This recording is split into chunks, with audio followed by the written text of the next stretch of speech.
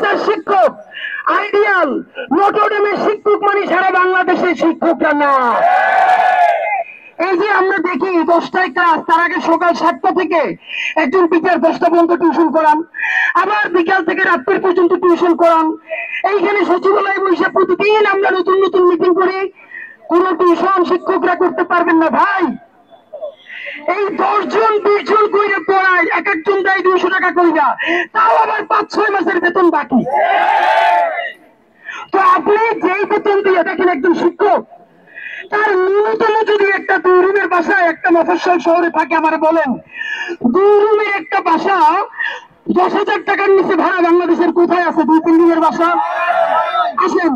তার যদি 2টা বাচ্চা থাকে, সে যেহেতু শিক্ষক মানুষ, তার বাচ্চাটারে তো সে ন্যূনতম একটু ভালো জায়গায় পড়াইতে চায়। সে এইটা পড়াইতে গিয়া তারপরে বাসায় বাজার কি করে তার কোনো অবস্থা থাকে না। কোন শিক্ষককে আমি গ্যারান্টি দিয়ে বলি, বাংলাদেশের যে দোকানদার ভাইরা আছে মুদির দোকান, তারা শিক্ষকদেরকে মর্যাদা দেয় না। কারণ দেখে পুরো মাস সে বাকিতে খায়, বেতন পাওয়ার পর অর্ধেক টাকা দেওয়ার আগে আবার তার বাকির খেতে শুরু হয়ে যায়। যারা অঙ্ক পড়ায়, ইংলিশ পড়ায় অথবা সায়েন্সের সাবজেক্ট পড়ায়, তারা 5-10টা টিউশন দিয়ে কোনো মতে চলে। এর বাইরে যে হাজার হাজার লক্ষ লক্ষ শিক্ষক যারা ম্যাথ পড়ায় না, ইংলিশ পড়ায় না, সায়েন্স পড়ায় না, তারা কি মাটি খেয়ে বাঁচবে আমার বলেন? এবং শিক্ষকদের সামাজিক মর্যাদা এমন, এখন শিক্ষকদের সাথে কোনো বাবা মা বাচ্চাদেরকে মেয়েদেরকে বিয়ে দিতে চায় না। কারণ কোন শিক্ষক জামাই ঠিক মতো শ্বশুর বাড়িতেও বাজার করতে পারে না, আত্মীয়তা সম্পর্ক রক্ষা করতে পারে না, বাবা মা গিয়ে তার বাসায় 5 দিন থাকলে ভালো খাওয়াইতে পারে না, সারাদিন মনটাদের ছোট কইরা থাকে।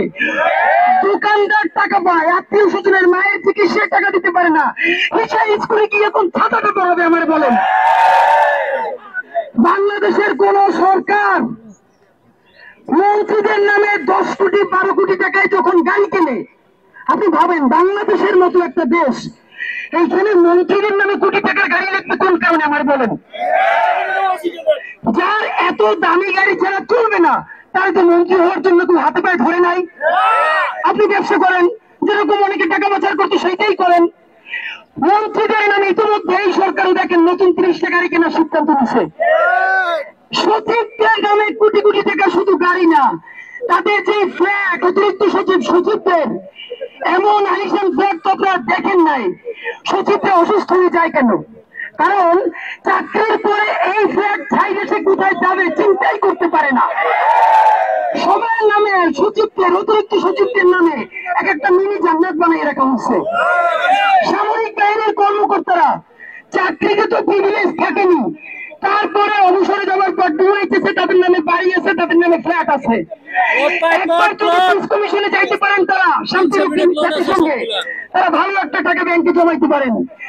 আর্মিদের ডিওএইচএস ফ্ল্যাট দেওয়ার সময় রাজকোষে টাকা নাই, কেউ জিজ্ঞেস করে না। সচিবদের নামে কোটি কোটি টাকার গাড়ি বাড়ি সুযোগ দেওয়ার সময় রাজকোষে টাকার অভাব হয় না।